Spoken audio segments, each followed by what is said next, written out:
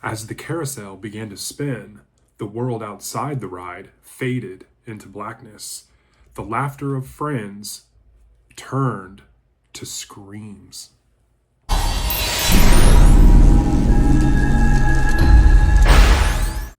Welcome back. It is Saturday Shorts time, and I am back with two today. We're going to start with Jeffrey Archer, 12 Red Herrings, and we're talking about the story Shoeshine Boy.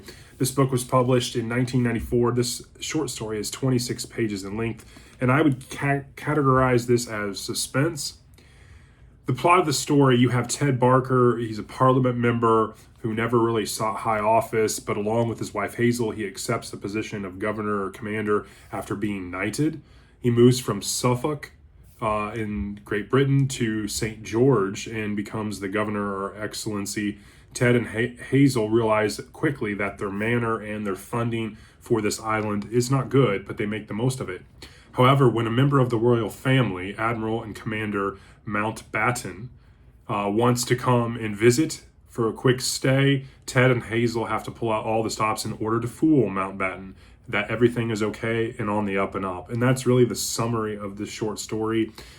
There's not a lot to this one. I was actually surprised. I enjoyed it, reading it.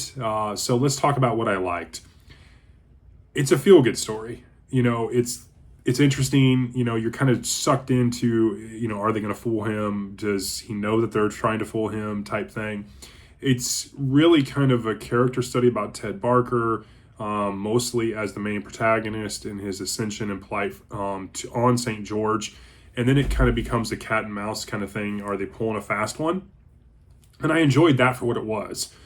In terms of what I disliked, it wasn't super suspenseful. There was no real twists or turns till the very, very end. And it was kind of just in the parlance, kind of cheeky done, kind of thing. But it's a pretty straightforward story. In terms of rating, I gave this a 3 out of 5. It was good. I enjoyed reading it. Again, 26 pages. It took me, half an hour at most.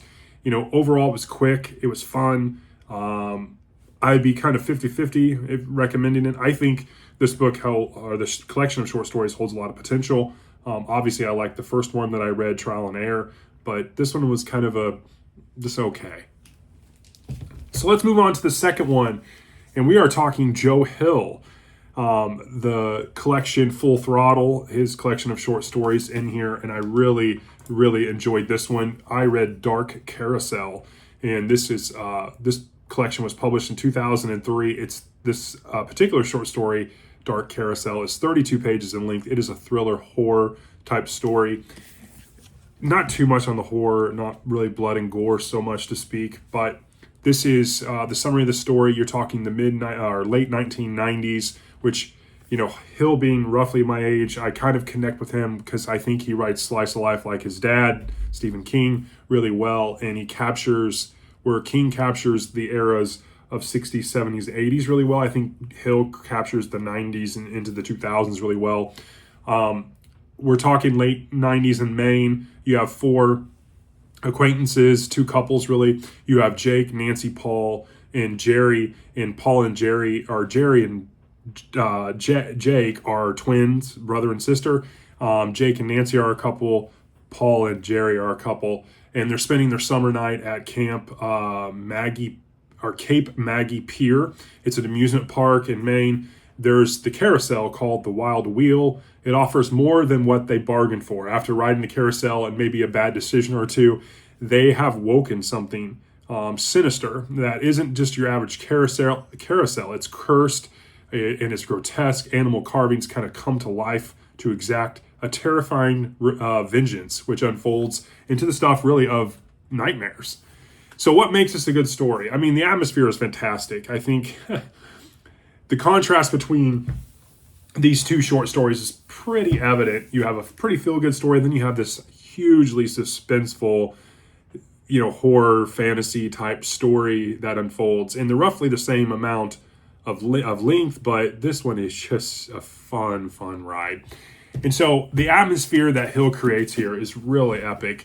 He has a sense of dread that comes through his vivid descriptions, the dilapidated amusement park, the ride itself kind of feeling alive, and how he sets this stage is just really top notch. The carousel being grotesque and almost the animal carvings almost being lifelike when they're approaching them and getting on them, how quickly the carousel spins. There's all these different themes of guilt and consequences that come throughout the story, especially during the conflict. And then you have the supernatural horror element, which is just over the toply done and just a lot of fun. One of those carousel animals was a cat, kind of panther, and it was a gift from Manx at Christmasland in Colorado. But if you don't know, that is kind of a nod to his book Nosferatu, which Charlie Manx is one of the main characters in there. I've read about 150 pages in that book, and then I stopped reading it, and I got onto something else. But I thought it was nice that Hill paid homage to another one of his stories, similar to what King does as well. Another excerpt, and I opened kind of this video with an excerpt, but another one that I thought was really good is the animals were not merely carved from wood. They seemed to be trapped in it. Their expressions frozen in pain and fury, their eyes gleaming with unnatural life. And I thought that was really, really vivid description of those animals on the carousel.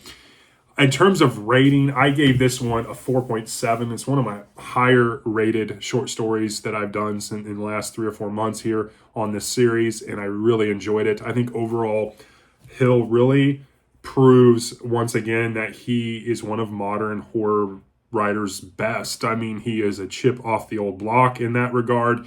I think he does characters really well, and I think I am really excited to kind of deep dive further into this collection. I've been wanting to get to this for quite some time, and I'm glad I did.